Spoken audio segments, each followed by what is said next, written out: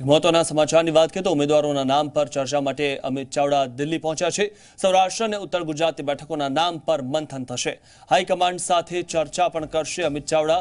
નિર્વિવાદિત 6 બેઠકોના નામ આજે જાહેર કરી શકે છે કોંગ્રેસ। તો આજે જે રીતે કોંગ્રેસના નામો જાહેર થવાના છે, આ પહેલા પણ કોંગ્રેસ દ્વારા 5 નામો જાહેર કરવામાં આવ્યા હતા, ત્યારે 6 બેઠકોના નામ આજે જાહેર કરી શકે છે કોંગ્રેસ।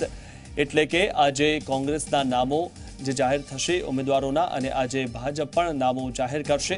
તો ઉમેદવારોના નામ પર ચર્ચા કરવા માટે અમિત ચાવડા દિલ્હી પહોંચી ચૂક્યા છે અને સૌરાષ્ટ્ર અને ઉત્તર ગુજરાતની બેઠકોના નામ પર મંથન થશે।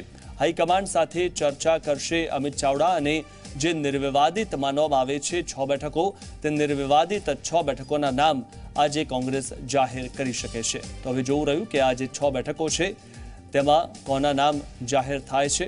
ત્યારે ઉમેદવારોના નામ પર ચર્ચા માટે અમિત ચાવડા દિલ્હી પહોંચી ચૂક્યા છે અને ત્યાં બેઠક કર્યા બાદ આ નામોની જાહેરાત કરવામાં આવશે। તો 6 નામોની જાહેરાત કરવામાં આવશે।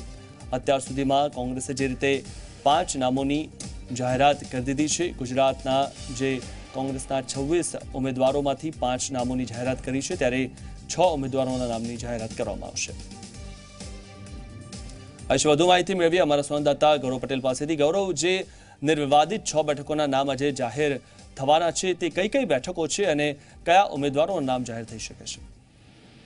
મિથુન, વાત કરીએ તો નિર્વિવાદિત બેઠક બારડોલથી તુષાર ચૌધરી, નવસારીથી પટેલ, વલસાડ કિશન પટેલ, ગાંધીનગરથી સીજે ચાવડા અને કચ્છથી નરેશ મહેશ્વરીનું નામ છે જે ફાઇનલ થયું છે। જે બેઠકો ક્લિયર થઈ છે તેમના નામ આજે મોડી રાત સુધીમાં જાહેર થાય તેવી પૂરી શક્યતાઓ છે। બીજું કે આજે કોંગ્રેસની સ્ટ્રિંગ સમિતિની બેઠક મળવાની હતી, જેના માટે અમિત ચાવડા દિલ્હી જવા રવાના થયા હતા, પરંતુ શનિવારે જે મળનારી બેઠક હતી અચાનક રદ થતા બેઠક રવિવારે ગોઠવવાનું નક્કી કરવામાં આવ્યું છે। માટે અમિત ચાવડા કે જેઓ એરપોર્ટ દિલ્હી જવા નીકળ્યા હતા, તેઓ એરપોર્ટથી પરત ફરવું પડે છે અને હાલ તેઓ ગાંધીનગર જવા માટે રવાના થયા છે। મિથુન, જી, આભાર ગૌરવ માહિતી આપવા બદલ। તો અમિત ચાવડા જે દિલ્હી જવાના હતા તે હવે ફરીવાર ગાંધીનગર જવા માટે રવાના થયા છે, ત્યારે ઉમેદવારોના નામ પર ચર્ચા માટે અમિત ચાવડા દિલ્હી જવાના હતા।